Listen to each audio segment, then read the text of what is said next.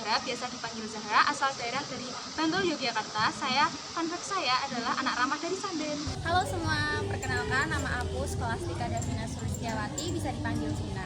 Aku berasal dari Sleman, Yogyakarta, dan satu kalimat pendek yang menggambarkan diri aku, kata orang aku pendiam. Perkenalkan, nama aku Tamara Wardah, kalian bisa panggil Tamara. Aku berasal dari Sleman, Yogyakarta.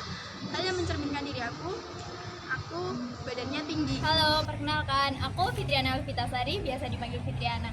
Aku berasal dari Sleman, Yogyakarta. Kata orang, aku sering tersenyum karena aku merasa aku cantik. Aku Liza Alfi Rizky Rahmawati. Aku biasa dipanggil Alfi dari Bantul, Yogyakarta. Yang menarik dari aku sih, kalau misalnya aku ketemu banyak orang, suka ngedown. Halo, nama aku Salsabila Nubrani Hanum, asalku dari Kebumen. Aku biasa dipanggil Salsa. Satu kata yang menggambarkan diriku yaitu aku suka emosian. Kenalkan, nama saya Azahra Putri Arya Dinda, bisa dipanggil Aza. Saya berasal dari Yogyakarta. Menjadi diri sendiri adalah semua yang diperlukan. Saya Ahmad Yasin Cemplok, biasanya dipanggil Yasin. Saya berasal dari Prambanan, Sleman, Yogyakarta. Satu kata dari saya, isinan tapi kewanen.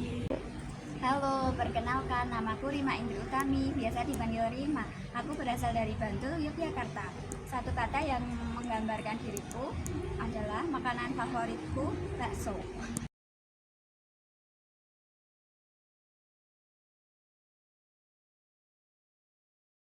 Kurikulum adalah salah satu bidang garapan manajemen sekolah. Ruang lingkup manajemen kurikulum meliputi perencanaan, pengorganisasian, pelaksanaan, dan evaluasi.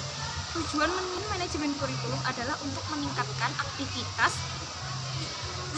efektivitas kegiatan di sekolah ataupun lembaga pendidikan, dan untuk mencapai tujuan pembelajaran dan meningkatkan kemampuan guru dalam menyusun strategi pembelajaran. Konsep dasar ketata laksanaan lembaga pendidikan yaitu proses kegiatan terkait surat menyurat.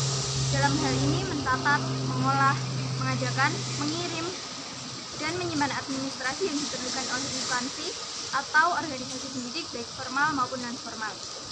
Untuk ruang lingkup administrasi tata laksana pendidikan ialah segala aktivitas yang melakukan oleh kepala tata usaha dan atau staf, dalam hal ini pencatatan dalam urusan administrasi yang terjadi dalam sekolah untuk digunakan sebagai keterangan bagi pimpinan pada instansi terkait.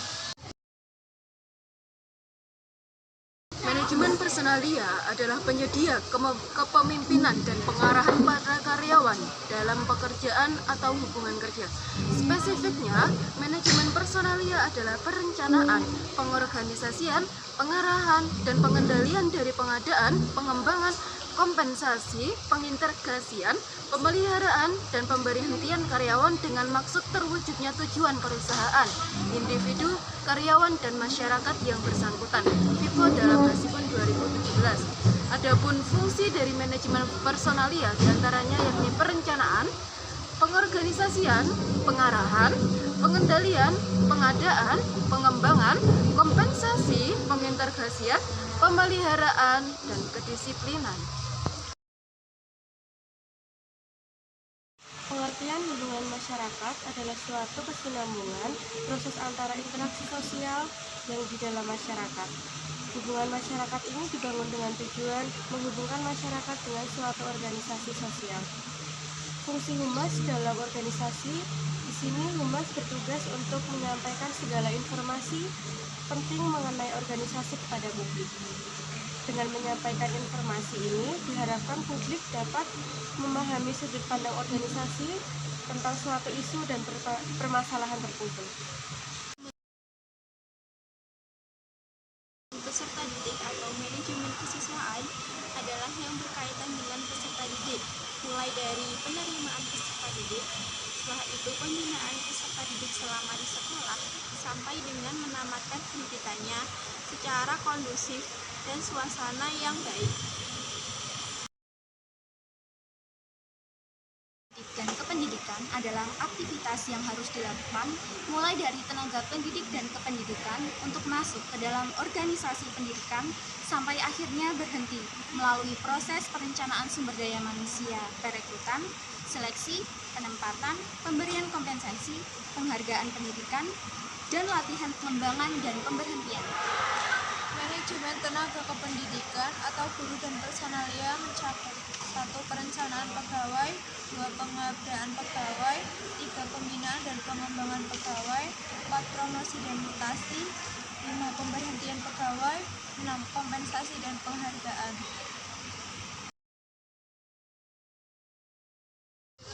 Manajemen pembiayaan pendidikan adalah segenap kegiatan yang berkenaan dengan penataan sumber penggunaan dan pertanggungjawaban dana pendidikan di sekolah ataupun lembaga pendidikan.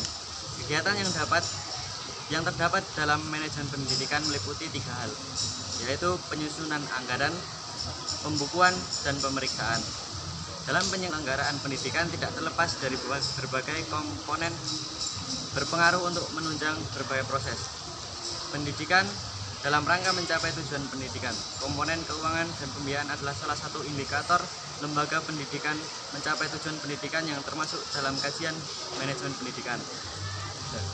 Pendidikan adalah semua perlengkapan yang digunakan dalam proses belajar mengajar dan dapat menunjang kegiatan tersebut seperti kelas, meja, kursi, dan lain sebagainya. Sedangkan prasarana adalah fasilitas yang secara tidak langsung menunjang jalannya proses belajar mengajar seperti taman, kebun, lapangan, dan lain sebagainya.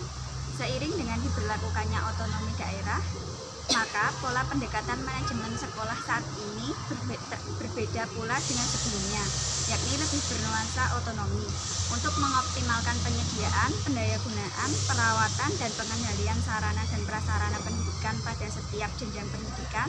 Diperlukan penyesuaian manajemen sarana dan prasarana sekolah untuk memiliki kemandirian. Ruang lingkup manajemen sarana dan prasarana. Yang pertama, perencanaan pengadaan sarana dan prasarana pendidikan. Yang kedua, inventarisasi. Yang ketiga, pemeliharaan sarana dan prasarana pendidikan. Yang terakhir, penghapusan sarana dan prasarana pendidikan.